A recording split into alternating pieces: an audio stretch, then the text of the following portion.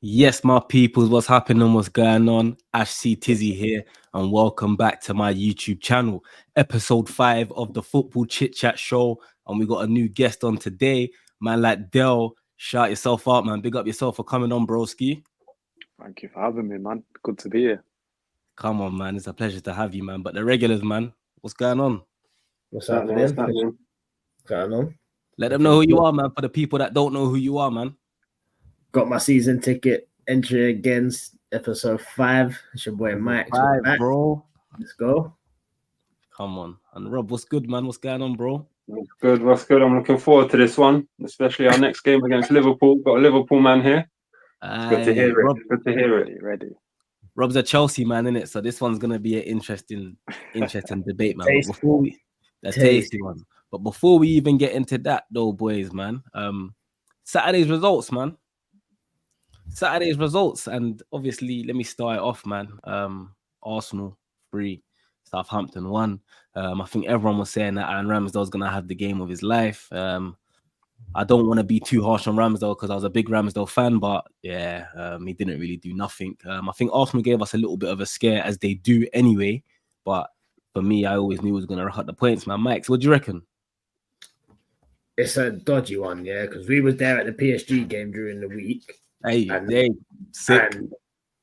that game I was like, oh yeah, it was solid. But then I feel like we can play Southampton and that, and it's just a Sunday league tip. It's only Southampton. They're dead. We'll brush them. And I'm like, like that team that's on against Southampton compared to PSG, what we see, 2 different teams. And I'm like, yeah, you've made the changes, but still, it's that mentality. You've played the game before, yeah, and it's almost like sometimes you play as good as the opposition. So, for example, you're playing against PSG, and we know we have to raise it. Yeah. That's what. Yeah. It's almost a mental thing. We're going in against Southampton, and it's like, it's only Southampton, and we kind of go into gear 3, gear 4. But yeah, I definitely hear what you say, man. How many times Arsenal gonna just squeeze through though? You're gonna come unstuck soon if you carry on like this. But that's what I mean. Like, that's where I'm like, you've got to see what you're saying there. It's the opponent you play. You want to win the league, you got to go and just batter these teams, man. Batter them. Like, it's Southampton, bottom of the league, not won a game, playing out from the back. If you know you're 1-0 down, you're like, what? You should try it. That game should have been done and dusted in the first half, man. But football's not as black and white. Obviously, the old Liverpool fan, you lot have won the league kind of recently. You don't just turn over them. Like, the Premier League's not Serie A, it's not La Liga, where you're just gonna batter the team that's 19th and 18th. In the Premier League, if you don't turn up against every single team, you'll get spun. That's true. Obviously, like you're saying, when Liverpool did win the league, when City obviously been winning the leagues, you'll have those occasional 5-0. Obviously, Arsenal had a few last year, but these kind of results are towards the end of the season. You don't want these. 7 games in now that we've seen? You don't want those close scares, especially when you know we're playing at home as well. I you know what it is, like, I definitely hear it, but I just feel like the Premier League it's a marathon, it's not a sprint, and I feel like there's going to be games, especially in the Premier League, like no game is easy, and you can't just take teams like Southampton for granted. Like, for example, we was all over them for me, but it took them to go 1-0 up for us to kind of turn the game around. So I don't know, man. That's where it shouldn't. That's where it shouldn't take it. It should not happen. If you want to win the league, you can't expect, let's go 1-0 down and then. No, but I never watched the Arsenal game. Yeah, before Southampton scored, was you dominating? Was you thinking, a goal is on its way? Was it that sort of game where you was dominating them, having chance? No, Southampton played good. Southampton come out and that's played. What I'm saying. You're gonna come unstuck. Brighton was another one. But we was better than Southampton. Like, I can't lie. But you should be better than Southampton. Yeah, and the league table doesn't lie. Like, we've been better than every team, which is why we haven't lost. And you're at home. If you're serious, you should be brushing these teams. We did 3-1. Yeah, but the scoreline don't show the game. But I was looking like it could have been a 1-0 loss. Could have been 1-1. Football's a scoreline. It's a scoreline game, though. So when you look back at results, you're not going to look back at the Southampton and say, of course. But I'm just saying, performance-wise, going into the international break, you want to end on a high. You got the result, fair enough. Performance-wise, it's questionable. Like I said, subjective. Considering you said you didn't actually watch us play. Yeah, I just see the highlights in it. To be fair, so That's it. But I'm just going on. Brighton, you struggled at home. You've had a couple struggles. What was the score? What was it? 2-2, 1-1? Against Brighton, and who got sent off against Brighton for us, Mike? Rice. Declan Rice, So I don't know, man. I think that you're being harsh. I feel like, for example, against Man City, 10 man, against Brighton, Declan Rice gets sent off. Every team's gonna lose. Like, look, Man City was 3-2, but you can tell they probably dominated it, and you knew they was gonna get the win, even though Fulham went 1-0 up. But Adama Traore, you see his chances. Oh, on another day. Man, like baby oil.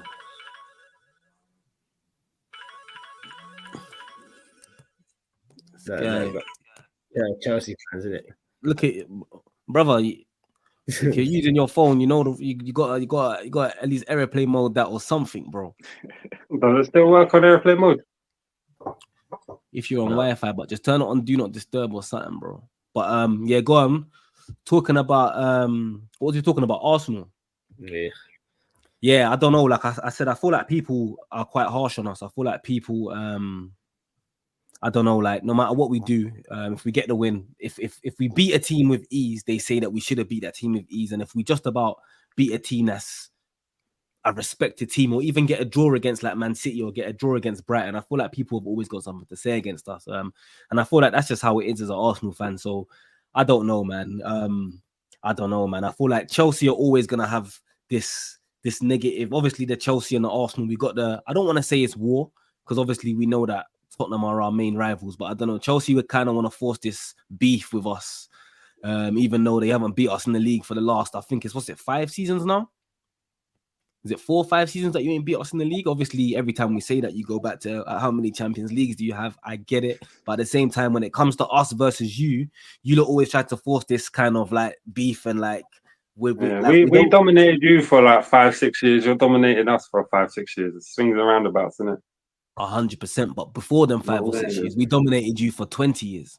So that's what I'm trying to say. So it is swings and roundabouts, but at the same time, yeah, man, sometimes you lot, like I said, you try to force this kind of beef with us, but we don't have no beef with you little bros. Just want to put that out there on behalf of most of the Arsenal fans. We don't have no beef with Chelsea little bros. But yeah, the other results on Saturday. So we had Crystal Palace 0, Liverpool 1. And I know Dale has something to say about this game. So please let us know. I think first off, the Crystal Palace game, I feel like we went into that game thinking, yeah, this is one of those 3-4-0. Palace aren't playing too well right now. You know, they're in the bottom 3. I'm pretty sure in the 18th place. But the way that game was going, you could just sense Palace were creeping into that game. Late on, Alisson had to make a few saves. And then obviously we got the goal through Jota.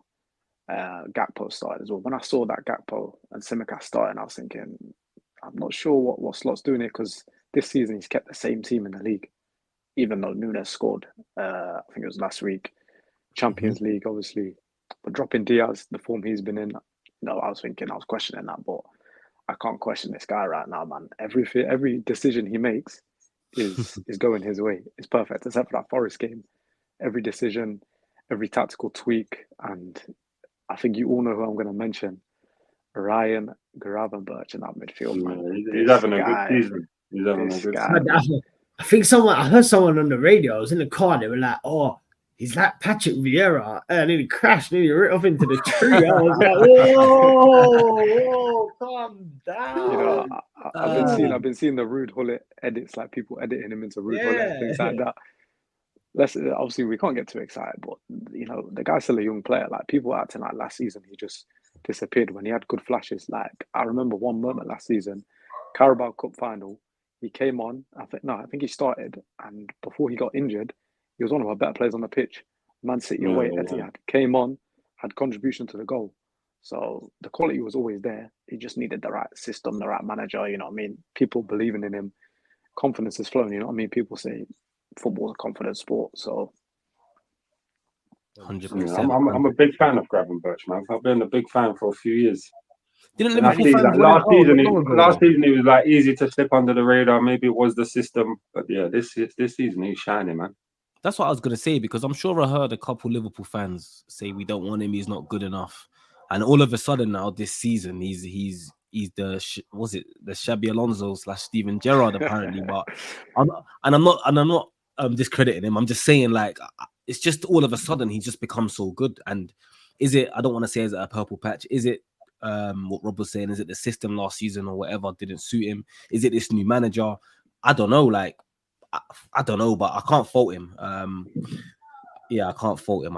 You know what it is with Gravenberch? It's like, obviously last year, if you think about it, we signed 4 midfielders, and then people coming into the season thinking, okay, we need a 6, which, you know, I say we still do need another player in that position, in that area. If McAllister gets injured, then it's a Curtis Jones. If Gravenberch gets injured, it's an Endo. But if you think about it, last year, cool, injuries and that.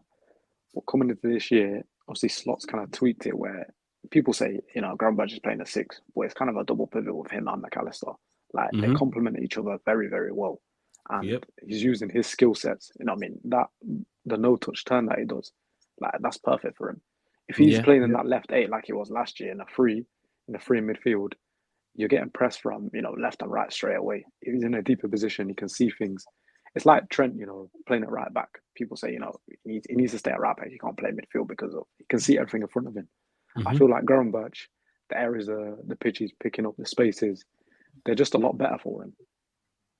For sure, man. I feel like Liverpool, I don't know, I feel like exactly what you're saying, like Gravenberch, I don't know, he kind of does, I don't want to say he reminds me of Trent at all, but I don't know, I feel like he's just a very good footballer. I feel like his IQ, I feel like he's got a very high IQ, and McAllister, like, McAllister's very underrated as well. Like, he does a lot of dog work here that people don't actually realize. And before he even come to Liverpool, I didn't know he was such a workaholic in that midfield. You know, I thought he was just a little bit of a technical guy, and he kind of just, he's not a luxury player, but yeah, he's really, really, really impressed me, McAllister. No, look at him when even in the Argentina team, in that World Cup team when they were, he was probably their second best player.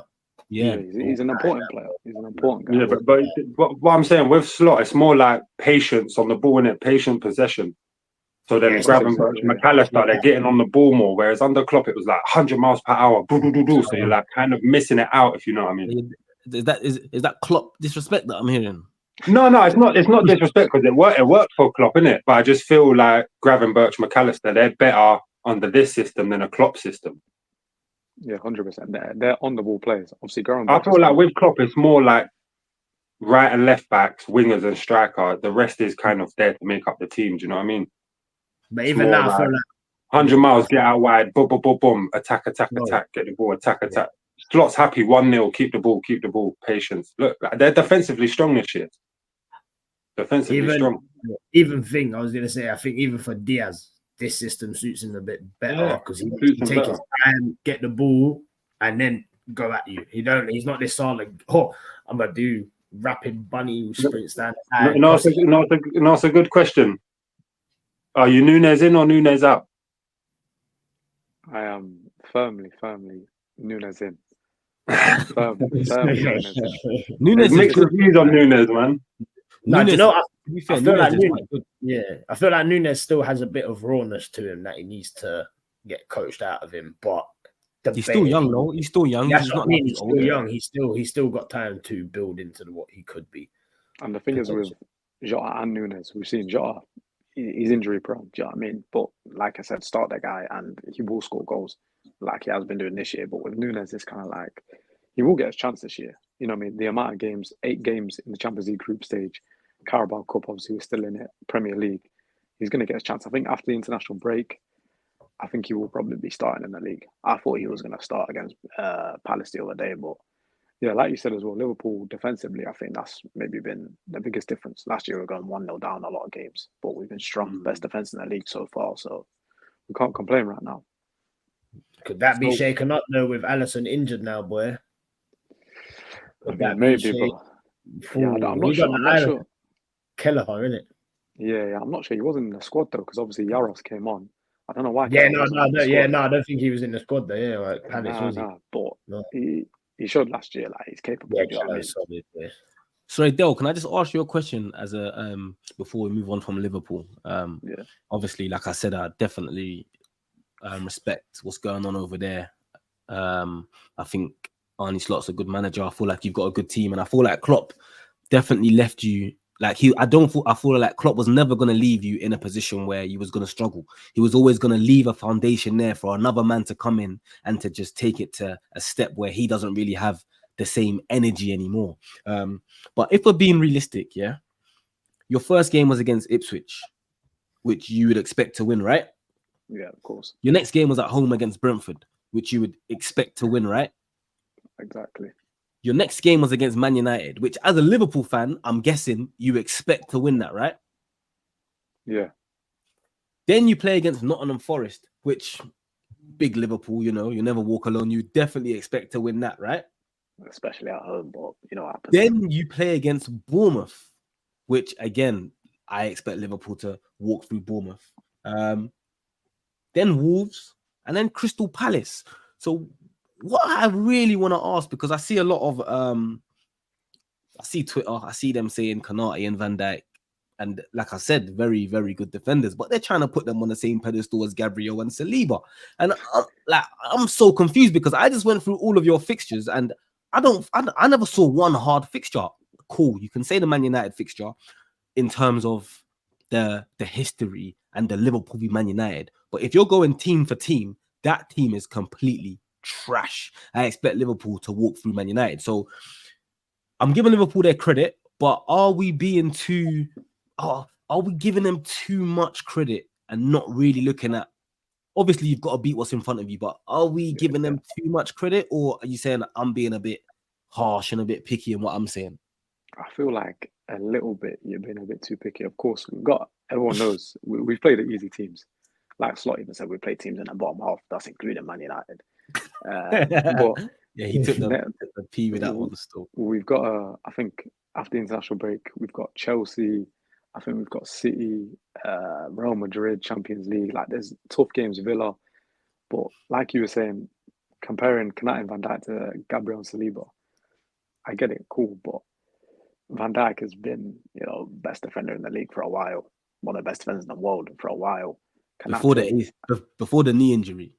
I think Konate is underrated, but I think we'll just wait and see. Like we've been winning the games we have to be winning. That's all you can say, except for the Forest game, of course. But we're top of the league, so it speaks for itself. Okay, I hear it. But yeah, we're gonna move on from Arsenal and Liverpool. Obviously, on Saturday we had Man City who won 3-2.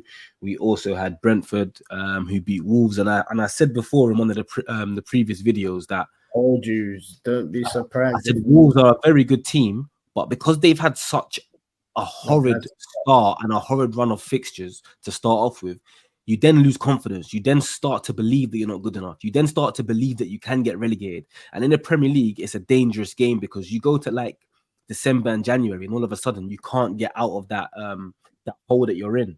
So I'm still gonna say I think Wolves will be safe, but I feel like they're a good team to look out for. And I feel like no one would have put them to get relegated in the beginning of the season, to be fair. And they're spank bottom. Listen, I'm not being funny, yeah. See, with Wolves, they're only lucky right now that the 4 teams above them are only a 1 game like a win difference. That's the only thing there. Because you know what it is with Wolves, they're playing good still. They're scoring goals. Just defensively, they need to tighten up a bit. 3 wins out of 6. They'll soon be coming away from the relegation zone. Teams like Southampton and Ipswich, I don't know where they're going to get a win from. I don't know at the minute. At the minute, they don't look like they're going to get a win. But the thing is, though, Ipswich are scoring goals, though. This Liam Delap from City. But that's the only person that's scoring. Look at Wolves. You got Tuna scored. That Tuna guy scoring, whatever his name is. You got Bellegarde scored one the other week. Chan can come off the bench and score. They got a few different goal scorers. Where like Ipswich is Liam Delap, fair enough. Southampton, who's scoring for them? Yeah, Southampton are wounded. They're getting relegated. No, that's what I mean. Like, so you got to look at teams who ain't scoring goals and that. I think Wolves will be all right. Yeah, I definitely think that Wolves will be all right. But it's going to be an interesting one to look out for. But let's move on to Sunday's fixtures, and there's no better place to start off with than Stamford Bridge. Chelsea, what happened today? Yeah, talk to us. Mr. Callum Hudson-Odoi was giving you a headache, but let us know what went on over there, man. At the bridge, we're gonna get results. There's gonna be another 5-6 times like this season, probably at home. We're better away at the minute than we are at home. What's like this though? Can you elaborate? Because I just want to know, like the team come, they sat back. Forest, they executed their game plan perfectly. Then they went 1-0 up. Then it's panic. On another day, we win that because we had chances, and Kunku had a massive header at the end. He missed. We had chances, but Cole Palmer was a bit quiet. It's just one of them games. Our home form is going to be the one that lets us down this year. We'll get top 4, but home form will let us down from going any further. Yeah, I think again, it's a funny one because if Cole Palmer's not scoring 4 goals, he's doing nothing. And I know that you got an assist. You got an assist. You know what I mean? Yeah, no. He does. Like I said, I don't want to be too harsh on Palmer, but it's a weird one of him. He's either doing a lot or he's just doing nothing. And today I feel Maresca made changes too late. Like his first change was like 80 minutes. I know Madueke scored and he was a bit confident, but you need to take him, and Sancho should have come off around 70th minute. Bring Neto, maybe Modric. Modric ain't like great at the minute, but it's just the pace. It frightens defenders. Or Felix. Bringing Kunku and Jackson was very quiet, so he should have made the changes a bit earlier. Leaving it with like 10 minutes to go, there was like 13 minutes added on. But then these times in the game, any touch to a Forest player, they're down like they've been shot. You know what I mean? They managed the game well, innit? Yeah, but you listen, when you spend 1.2 billion on your squad, you've got to expect teams to come in at you and to try to waste time, to try to but over the last couple of years, teams, there's that respect is coming back because teams ain't been coming back and sitting back against us. Now they're sitting back in their 2 blocks or 3 blocks, however you want to call it. But you should have enough. There's that bit more respect to break that down, though. Yeah, but at home, man, I feel like when teams at Stamford Bridge sit back, we always struggle. All over the years, going back to Drogba days, all that days. When teams sit back at Stamford Bridge, we always struggle for some reason. I don't know if it's the stadium. Sorry, go on. Is it not a bit of a worry that obviously when Ward-Prowse got sent off, Forest was still having chances towards the end of the game? Yeah, towards the end of the game. But then you see, we was more attacking. We took off Enzo, brought on Felix. So it was like just Casado was basically centre mid. Colwell was like struggling with like a little hip problem. They took him off, so like just ruined the rhythm. And we were just trying to go for the win, and you get caught out like that. Happens to everyone. Yeah, Sanchez saved us. We could have lost that easily, but we could have won it easily as well. So it was just a point was probably fair, to be fair. Sanchez definitely saved your bacon, and I feel like I feel like it's easy for Chelsea fans to say like we're not that good at home and that, but when you spend 1.2 billion on your squad, you don't really have an excuse to not be good at home. Yeah, but we're not spending 1.2 billion on like absolute superstars. You know what I mean? No, so like people keep saying, "Well, you spent all this money." Yes, we spent all this money, but the players that we've spent it on, it's been a waste of like 70% of that 1.2 billion. No, but that's just the realness, isn't it? That's a big amount to waste. So then it's like, if that's a waste, then who spent that money? Is it Todd Boehly? Man, I don't know who spent the money. I think Todd Boehly spent the money randomly. I don't know how Chelsea work it, to be fair. I don't know how they work it. Even got to say in this, cuz Todd's probably just like, right, Mandem McGann to him saying, yeah, this and this. We just, oh yeah, here, let me just sign the pen, cuz this guy playing Football Manager. No, I feel Todd Boehly's more on that trade system. Like he's trying to just buy players and then he'll sell them on. Like, so he's happy. Like Hutchison, I know like he's no one big, but he never got a chance. He's gone. That Fofana striker, he's never really got a chance. He's gone.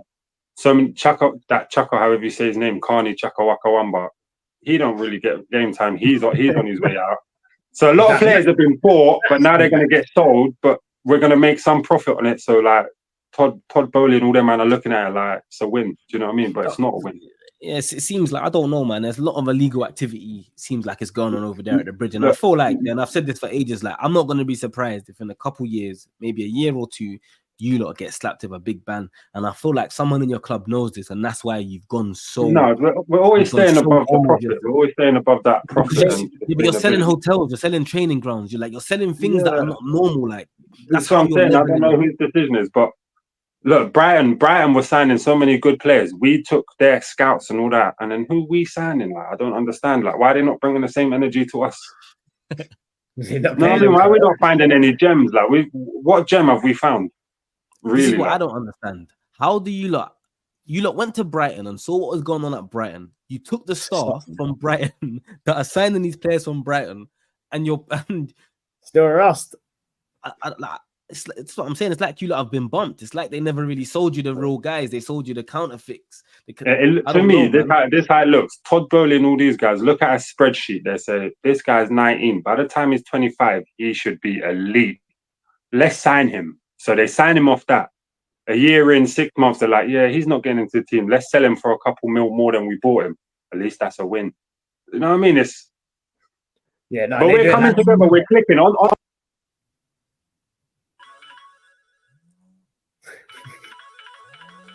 This guy. Difficult. Chelsea, innit? Like, bottled it. Yeah, you can stay there for a second, man. Wow, what that happens? Yeah, he has to come off the stage, man. You know what I'm trying to say? No, I think what that Chelsea whole thing with them players and that is just nuts. It's wild, man. It's a bit of a joke, really and truly, like in terms of like they're literally playing Football Manager. Like it's not a joke. Like you can't just be like, no other club will spend 100 million on a player. Say, I don't like him, loan him out. And then do you know what I'm saying? Like only Chelsea can do all that kind of nonsense. Like for us, if we sign a player that's like 60 million, we will make him become good until he's not. Until he really shows us, you know what, he's not ready to play for Arsenal. Whereas Chelsea will give him 6 months, loan him out. After that, he's getting sold for whatever. Lukaku as an example. Let's see if this guy's ready to come back. Hey, yo, bro, is your phone on airplane mode or something? Yeah, I've done it. Yeah. But we're just talking about the Chelsea game. But yeah, next up, Aston Villa v Man United, and we won't really go too much into it, but boring game to watch, man. I watched it so dead. Proper snooze. Yeah. Dead. Look, Man United went in with the mind frame, we don't lose, and they never lost. So it's good for United, even though it's not like a good result. You know what I mean? But Ten Hag's job is looking like it's on the line. I'm seeing pictures of all like that. Ratcliffe and all them was there at the game. I don't know if they was ready to fire him if they lost. Bro, that was like the talk, innit? That club is so confused. Yeah, they don't even know they're putting on. You know when you wake up one day, oh shit, odd socks on that. You look at you like, they do that every day, bro. They don't know what's going on. You got one guy, this guy coming out with his bald head. Oh, I'm back by the club. My job is safe. Big man, you might be down to JSA in Stockport on Monday. No, but look, the ownership coming. Right, the ownership coming. They can't just sack him. He won the FA Cup. You can't just then go and sack him. It's going to create too much headache around the club going into a new season. So they've stuck by him. Fair enough. Give him a new deal. He already had years, like a year or two left or whatever. But now I feel like they're waiting for the time to sack him. I don't think the players play for them. But this is what I mean, though.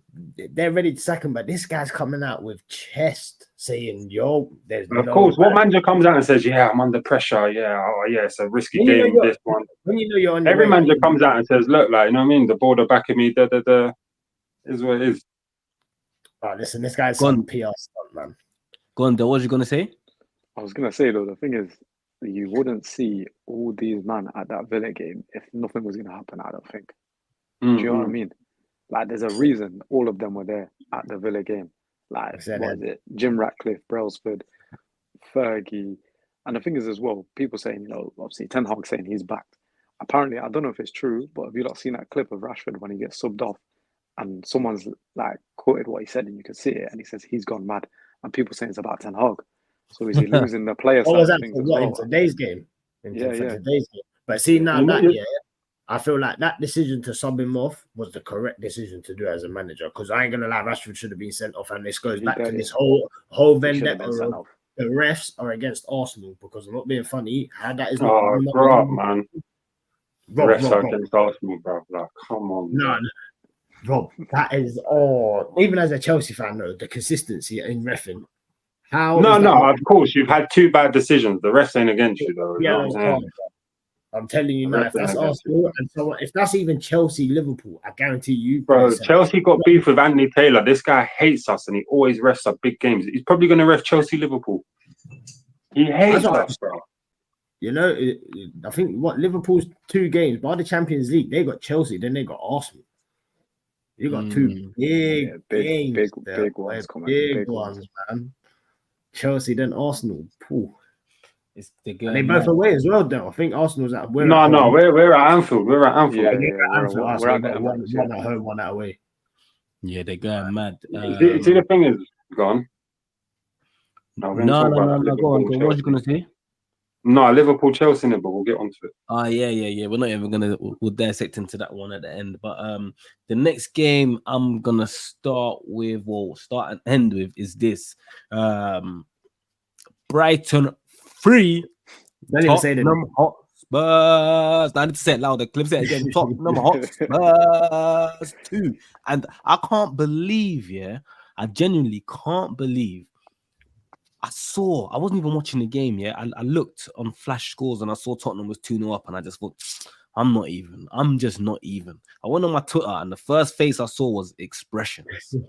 And it was like, because the first face I saw was expressions, and his face, he was going mad. I said, hold on a second. When I checked, there was 2-0 up. They got spanked 3-2. And what made it even more sweeter was our boy, that guy Welbs. That guy Welbs scored the 3rd goal just to put the icing on the cake. Welbs coming back like 16s again, boy, this season. Welbs bringing it back a few years. You know what's mad though? You know the Tottenham manager? Before the game, they said, shouldn't you close games off and that? And he's like, no, we'll keep it open and entertain everyone. He's a madman. That was before the game, he said that. And there's 2-0 up. He should have closed the game off. But Tottenham ain't going to do that. I watched the first half. Tottenham dominated Brighton the first half, 2-0 up, comfortable. I turned it off, got on with my day thinking, they're going to cruise probably 3-1, 4-1, it will finish. Check live score 3-2. I was like, God damn. But even check the stats for the full 90 minutes. They had more ball possession. I think they had more shots. I think Brighton had 1 more shot on target than what they did. And they still lost. That's mad. That is. This Ange guy, you know where this Ange guy reminds me of? He needs to be on the podcast with Joe Rogan and Mike Tyson when they're eating magic mushrooms and that, because this guy is deluded. He's finished.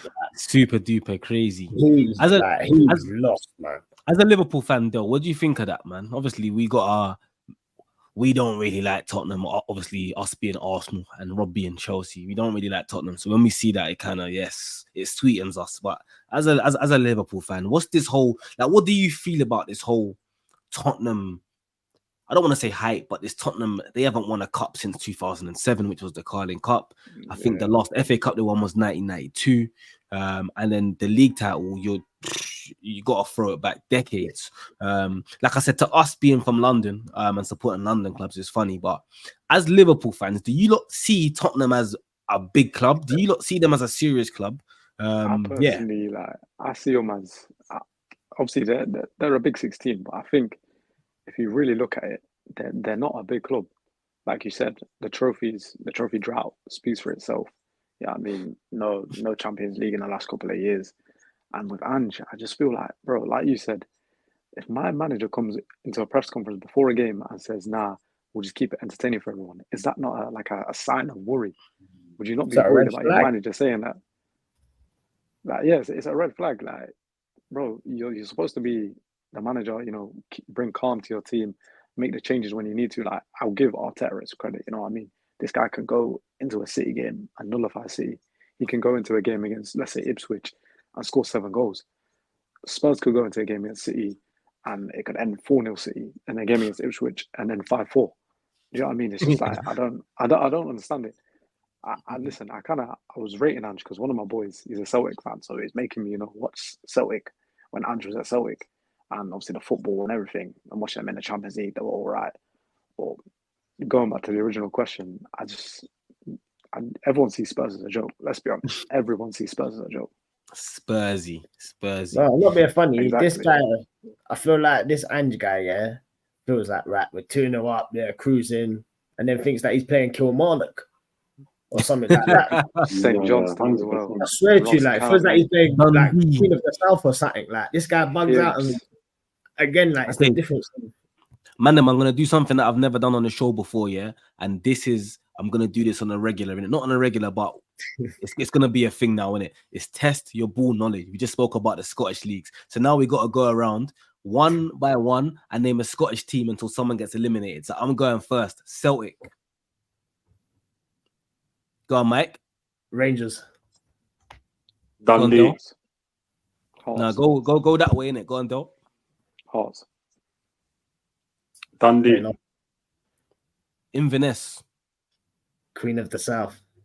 Ooh. I'm not even joking. Yeah, you're right. Go on, Del. Ross County.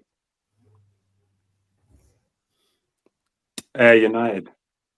Ooh, Hearts. Yeah. He's already said Hearts. Oh. I already got my next one locked in ready. Oh, damn. What's it? What they call Dunfermline or something like that? I don't know. Yeah. Dunfermline. Did anyone say Hibernian? Who? No, they ain't said them. I know what you're talking about as well. Hibernian. Hibs. Yeah. Wait, this is Livingston. Motherwell. Yeah. Bro, it is you. That's probably that's probably the whole league, G. No, there's still more. No, there's only about 12 teams in there, no? Yeah, 12 teams. No. Wait, how many people name? How many? We just said 3, bro. I said Ayr United. They're not in the Premier Division. Who said Dunfermline? They're not in the Premier Division. I said Queen of South, innit? They're not. Yeah, they're not in the Premier Division. So we've only said like 4. No one's even said a bait one. Like, come on, bro. Someone say Ross County. I said Ross County. There's 2 big ones. 2 big ones were missing. All right, cool. I got 10 seconds or I'm out. No, you said Ross County. No one said that, innit? Yeah, someone said it. Oh, right. I'm gonna go for. This is hard, you know. Not even hard. There's one more that we're gone. Nah, I'm out. Go on, Max. You said Dundee, innit, Rob? Yeah. Oh, St. Mirren. Someone said that, no? No, I don't think anyone St. Mirren. St. Mirren. Go on, that's a good one. The pressure's on. St. Patrick's. I swear there's a St. Patrick's. Yeah, St. Patrick's. Yeah, I think there is a St. Patrick. What? Who said Rangers? Partick Thistle. That's it. Yeah, I said Rangers. Rangers. You said Rangers. Rangers went from the beginning. Cool. Cowden Beef. Who? Cowden Beef. I've heard of them. Yeah. Cowden Beef. There's a team. All right, cool. Last one each, boys. Last one each. Which one? Ain't there 2 Dundees? I'm sure there's Dundee and that's what I was thinking as well. But yeah, there is 2 Dundees, but I never stated which one, so we'll just stick to one Dundee. I'm claiming that I'm a Dundee, innit? No. I didn't say which one I claimed, so that's out of the picture. Shut up, bro. Get out of here, bro. Man. No, but no. That was just a random thing that, you know what I mean? We started speaking about Scottish teams, so I thought I'd just catch everyone off guard and just test their football knowledge, man. If you're on part of the football chit-chat show, that's going to happen every now and again, man. Something random gets brought up, the football knowledge is coming out, man. But yeah, Sunday's results. What I want to ask the mandem is so far in the season, who is you man's player of the season so far? I want someone from, I want everyone to just give me one player and the reason why. I'll go first. Do I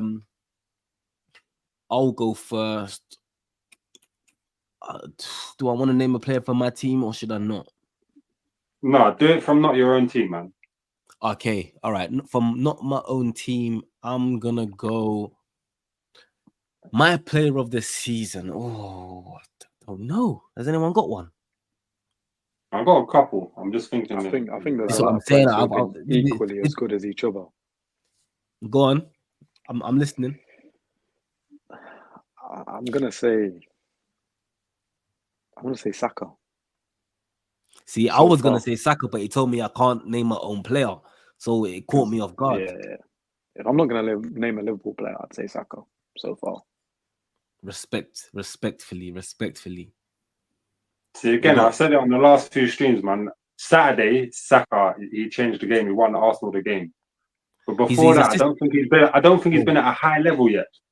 His assist rate this season is a joke, man.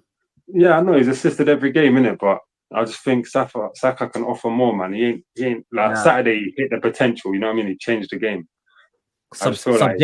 Subjective. Dell said Saka, and that's his player of the season. Yeah, good. What's yours? I like that Liam Delap for Ipswich. He's doing a carry job right now. The guy is powerful. Bro, I don't know. He just bangs. Powerful. Bangs goals. He looks sick still. I've got mine now. Now you said that, you just made me think of my player of the season so far. He was spoke highly about, and I think this season, man, he has come on and just tore up the place. Aston Villa's, is it Morgan Rogers? Yeah, that's a big shout. He's such a ball. Oh my god! You know what I like about him? What position is he? He's like just behind the striker in front of the midfield. He can play wide. He can play up top. He's like very good, man. Yeah, I'm gonna. He just needs to start adding some goals to his game, or just a bit more like goal involvements at least. He will. I think he will do though, man. He's just finding his room. He's just finding his confidence. He's just like announcing himself. And I feel like I would love him at Arsenal. I feel like right now, obviously being around Emery, being in that team, being in the Champions League, it's a good step for him. He's playing at a good level. Obviously, he can go to bigger clubs, but in terms of his development with the Aston Villa team, I don't feel like there's a better. No, he's done. What is he? He went like Middlesbrough. What is he? Only there for like first half of the season, and Villa signed him in January. At Man City, you know. No, I know, but then he never really made like an appearance like first team like that. Then he went Middlesbrough permanently for like 6 months or for the first half of the season, and Villa snapped him up in January. Yeah. What did you say, Mike? Have you got your player of the season? Or mine was going to be if I have to go. Yeah, you can go with the same. It's calm. No. Do you know who's in Diaz, Liverpool? Do you know what's so mad? I was gonna say Diaz as well. You know, he's not the same player that he was last season. This guy was looking like some B-Tech favela youth, like, nah, this guy looking like, I live in Primrose Hill on top of the mountain. Like, he looks good this season. I don't know what it is. Is it he been, because I feel like, you know, when Mane left, the boots that he had to fill, and it was only, what was his first season, second season after Mane left or something? Season. Yeah, I feel like the boots half the season because he was there, came in January. Yeah, I feel like they were a bit too big at the time for him to fill, but now that I feel like he's proper settled, he's a good. And then I think another player to watch out for is this Duran, another Colombian or Ecuadorian. This Duran, yeah. Boy, what's going on? What are they eating at Aston Villa still? What are they eating over there in Birmingham? Let's have some respect for Uncle Unai here, boy, because what he's done with that Villa team is a madness. Yeah. Did you not hear in the game today? He came on. As soon as he touched the ball, the Villa fans will start shout and shoot, and he was on the halfway line. That's what I mean. Like, but again, no, this is I feel like showing the management as well how good a manager is, because a man that's coming off the bench scoring every game. But Unai said when he starts him, when you start him, you don't get the best out of him. But when you're bringing him on slowly the way he is, and a bit like Trossard. Yeah. And I feel like once he gets to that, he could do that for 70, 80 minutes of a game. Yeah, he could be a problem. He's young as well. He's 20 years old as well. Yeah, he's a kid. He's definitely gonna be a problem, man. I'm not being funny. What did he do? Did he do Bayern during the week? Who scored? Was it him who scored the Bayern against Bayern? Yeah. Bro, when you come off the bench, 20 years old, Champions League, first time in how many years they've had it, and you just slap it over Neuer's head like he's 4'4". Yeah, that's wild, man. But yeah, man, credit where credit's due. Uncle Unai's doing his work over there, man. Big facts. And talking about players, partnerships of the season so far. Who's your partnerships of the season? And that can be anywhere on the pitch. That can be two strikers. That can be a striker and a cam. That can be two centre backs. That can be a left back and a left winger. Two partnerships that have stood out for you this season. I'll go first because obviously we don't want to talk about. Well, we're not going to name. I don't want you to name your own players from your own club. So I'll do the one that's gonna hurt me the most, and I'm gonna say Palmer and Jackson. I don't necessarily feel like Jackson is that great, to be honest with you, but I feel like when you've got a player like Palmer and the work rate that Jackson gives you, I feel like it complements both of them. I definitely feel like Palmer's good enough to make any striker perform, and he's good enough to put it on a plate for any striker anyway. But I feel like, yeah, Jackson playing up top with Palmer behind him, I feel like that partnership is something to be worried about for other fans, really and truly, because if Chelsea are gonna finish in the top 4, if Chelsea are gonna get back to fighting for league titles or fighting for cups, then, and it's gonna be this season or anytime soon, then it's gonna be the partnership of Cole Palmer and Jackson. Personally, and I don't want to see that. The rest of the Premier League don't want to see that. So yeah, let's hope that partnership doesn't long may continue. But yeah, I'll give them their credit and their flowers. I'm gonna go for Palmer and Jackson. Who's got another 2 boys? I put the man under pressure. That's the. I've got one. Go on, though. It's not like I won't call them a partnership. I just call them like a Ruby and Robin, but in the lower table, Matoma and Minte for Brighton. Oh, you know what's mad? I had 2 players from Brighton. Not those 2, but I had 2 players from Brighton. What have you seen from them to make you think that? The way Minte started the season, bro, like this guy is so direct. I saw people saying he's a right wing version of Mane. The way he just skip past you on the outside, cutting on the inside. Even today, Matoma, I think, assisted the goal for Minte. Matoma coming back to full form as well. Obviously, last season had his injury problems and that, but these 2 are kind of like, bro, if you come up against Brighton and them 2 are on form, it's going to be a long day for any team. Even City, any Arsenal, any team in the league. Long. Yeah. I'd say them 2. I hear that. I respect it, I got one. I got one. I tried to have a little look at that. So I was like, yeah, this Morgan Rogers and Tielemans. Tielemans has come back. Even Onana is. I even think him and Onana is a better. Yeah.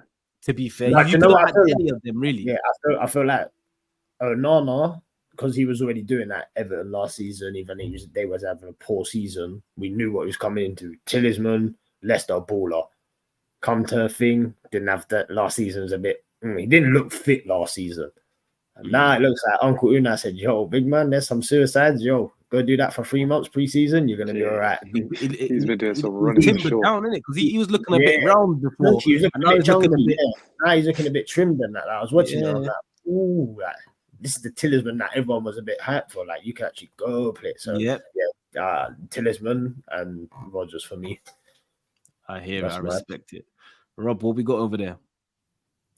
Wait, I like the Bournemouth, the 3 behind the striker, Kluivert, Semenyo, and Tavernier. I think them 3 work brilliant together. I know you were saying 2s, but I'm saying they come as like a 3 in it. Are them 3 gonna be good enough to be able to keep them from getting relegated? Or if you want to do another one, like you could go into Brentford, Mbeumo and Wissa, whatever his name is, Mbeumo and Wissa. I think they got a link up when they play together. Very good link up.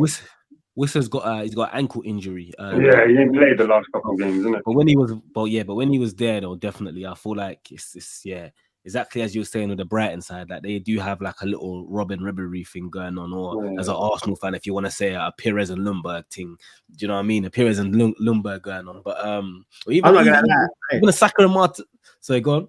Yeah, I was gonna do it. Ash, boy. I'm gonna keep it real. Forget not going for your team, but for me, the best partnership in the game right now is Saliba and Gabriel.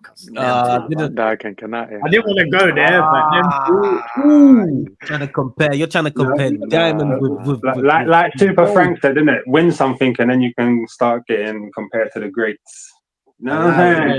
You've come exactly. I'll win something and then get compared to the greats. When you lot won something, no one else had money. You remember them days? Now everyone's got money. You can't win. There was a partnership. No, we bought Carvalho. We didn't buy John Terry. I'm saying you're right, but when you lot had that Football Manager cheat, everyone else had no peas. We moved from Highbury to the Emirates. We couldn't buy nothing. We had to sell. You took advantage in a period of football. You took advantage in a time of football where teams are doing a whole rechange. There was a rechange going on. Carvalho and Terry is still a record today now. 13 Premier League goals throughout the whole season conceded. 100%, and they was. But Saliba, Gabriel, yeah, that's the best. I think that's the best defensive partnership in the world right now. In the world, I agree. But what I'm gonna ask you guys is, and this is a question for you too. Obviously, it's for Mike as well. But we're going into a next game that's about to happen: Chelsea v Liverpool. And what are we saying, boys? What's gonna happen? Let me start. I'm confident because away from home this year we're good. And I feel like with Liverpool, it can be an open game and it can swing any way. Because the way Chelsea are playing, we're going to make it an open game. Anfield's, you know what I mean? It's hard to go to and not concede. I know Forest done it, but that's just a rare day. But I feel we'll score, but I feel they'll score. I just think who's going to score more. But then today, Chelsea v Forest, now we're going to, Fofana suspended, Cucurella suspended. That's when it starts becoming dodgy. I mean, we're going to have that Vega guy who look very, very good. But yeah, 2 out of main back 4 is not good to go Anfield with, you know what I mean? 100%. Go on, Dom. I want to hear it from your side. From our side, it's like it could be a potential banana skin. I'll be honest. Obviously, you got your Palmer, your Jackson. If Chelsea's attack can click on that day, who knows what could happen. But our defense has been, like I said, it's been solid all season, and we've not stopped scoring goals as well. So I feel like Chelsea, I can say, probably will score, but I feel like we'll just control it. We'll try and control the game, not let it get like frantic, because that's when Chelsea, Palmer will get space, Jackson will start running in behind, Meta will, or what's his name?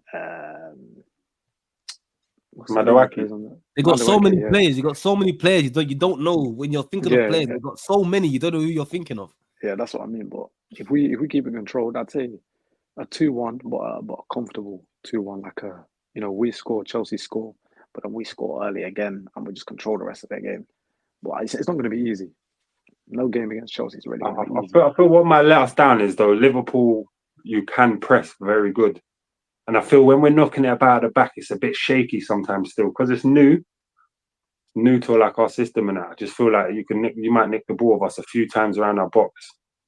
Yeah, but I'm confident. I think we'll get a win. I think we'll get a win. I feel like the international break both times this season has come out. I think the battle. Who you think's going to pick up Palmer? Who's going to have the job of picking up Palmer? Gravenberch? It's going to have to be. I've been people saying, listen, wait till he plays against a real midfield or a real 10. And this so that's a good battle. Then, but that's a good battle. Then you got what? Sancho versus Trent. I think that could be a juicy one. That could go either way. Trent is eating Sancho up for breakfast, bro. That's not a good Trent battle. is awful defending, man. Trent is awful defending. Sancho's not I'll run you in behind. That's where Trent really struggles. Sancho's I'll have the ball to feet. No, but Sancho will tire you out, and then we'll bring on like a Mudryk. We might even start Mudryk. Who knows? Mudryk's awful. I dare you start him at Anfield. He ain't doing nothing. No, start Neto out there or something. Someone, that's what we need against Trent. Someone to run it behind. Start Mudryk at Anfield. All these will be rubbing his hands. He's one to come on. No, but we do need someone that's going to run in behind. But then Madawaki Robertson, that could be a good little battle. You think Robertson should come out on top of it, but Madawaki's like he's a tricky customer because sometimes he don't even look like he knows what he's doing. Do you know what I mean? He's physical. Like his dribbling is just scatty. But just that R2 and flick the analog. Hopefully it goes. And then Jackson's going to have a battle, man. Canute and Van Dijk, that's a solid 2 to like. Because Jackson's quite strong, he gets himself about. Yeah. But I think them two are going to overpower him, man. 100%. I personally think it's going to be a good game. And before I let them go, I just want to get your predictions for the Chelsea v the Liverpool game. I'm going to start it off, and I'm going to go. It's at Anfield, right? Yeah. I'm going Liverpool 4, Chelsea 1. I feel like it's a mismatch. I feel like there's no way you're going to go to Anfield and take anything away from how Liverpool have been this season. I feel like the confidence that Liverpool are on, I feel like Konate and Van Dijk at the back. I feel like Luis Diaz, as you were saying, Mike, he's on form. I feel like even Gravenberch in the midfield. I think that Liverpool are a very scary team to watch this season. And the reason why I say that is Klopp leaving them took the pressure off every single one of them players' shoulders. They now don't have to go and win the league. That's not a pressure for them. And because they don't have that pressure and they're all good players, they're just battering teams and they're not conceding. And it's not like we're like what we were saying before, where Klopp's saying 100 miles per hour, let's go at them. It's now a little bit more of a slowed and controlled performance. It's a bit of, we don't expect you to win the league this season, maybe next season. And I feel like Liverpool are a very, very dangerous team, even though they haven't played anyone great yet. I think that for the confidence of the manager and the confidence of the team, I feel like it couldn't have gone any better for Liverpool. So I'm going to go Liverpool 4, Chelsea 1. I'm gonna have a cheeky. I reckon it's gonna be one of them games, just go. This ain't gonna be who's got the best defense, who's got this. I reckon they're going out for war. I reckon it's gonna be like 4-3 Liverpool. But don't get me wrong, though. I do not get me wrong, Chelsea. I don't think it's gonna be the walk in the park part. Because boy, when you're playing against these Cole Palmers and that, like, I'm not being funny. Let's be Cole Palmer. He growing up with the hood juice. You could like the way he like they live for this, boy. They don't care if they're in some shit team. Yo, what? Give me the ball. I'll just go do it myself. Let me score a hat trick and still lose. I got my Anfield. Anfield's not your average ground. That's all I'm gonna say. But yeah, Del, what do you reckon? I'm gonna go 3-1. I think the midfield battle will be important. I feel like where we'll get joy is that Cole Palmer defensively. If Gravenberch can get on the ball and just bypass him, then you're looking at Caicedo, and then whoever's playing next to Caicedo is, if it's Enzo, yeah, see you later. Long day for Chelsea. I'll go 3-1. Rob, what are we saying? I'm going 2-1. Yeah, I was going to say 3-1 Chelsea. I'm going to go 2-1 Chelsea. 2-1 to Chelsea. I respect it. You got to back your team, innit? You got to back. Yeah. You can't. You know what I think will happen? Will happen? You'll probably batter us on the day and have chances and like clear-cut chances. But like you say, Gravenberch get on the ball, bypass Cole Palmer. Cole Palmer ain't tracking back. Of course he's not tracking. But he's not tracking back. So like, what's Gravenberch going to do? Is he just going to sit and then you're kind of killing his game, or is he going to press forward and then McAllister sits sometimes? I don't mind McAllister sitting on Palmer. I think Palmer will do him. Palmer will turn people. Yeah, he'll be a problem for sure. I think we score. It's just my only worry is the back four in it, because it's going to be either Fofana and Disasi, or like Fofana and Tosin, or Fofana and Badiashile. I'm not confident in them three: Badiashile, Tosin, or that Disasi. You know what I mean? Yeah, they're shaky, man. That just definitely got some funny characters at the back, man. But yeah, man. Everyone's putting their predictions. We'll definitely circle the block on this one and come back to it. But yeah, man, them, as I always say, man, we never ever really aim for the shows to be an hour, but all of a sudden you start talking and then you blink and then an hour's gone. Like, these streams go so quick, man. So I always say, man, them, I know this was a late one. So I appreciate your time. I appreciate you coming on. This is episode 5, man. Time's flying, man. But yeah, Mike's, shout out yourself. Where can they find you, man? Let them know where they can find you, Mike's. Instagram, Twitter, TikTok, _Mike. You find me on all of those down below. All of the socials will be in the bio as well, man. They'll let them know where they can find you, man. And big up yourself for coming on, man. Appreciate it, bro, man. Appreciate it, man. It's good being here for the first time. Del FC, Twitter, YouTube, TikTok, all those places.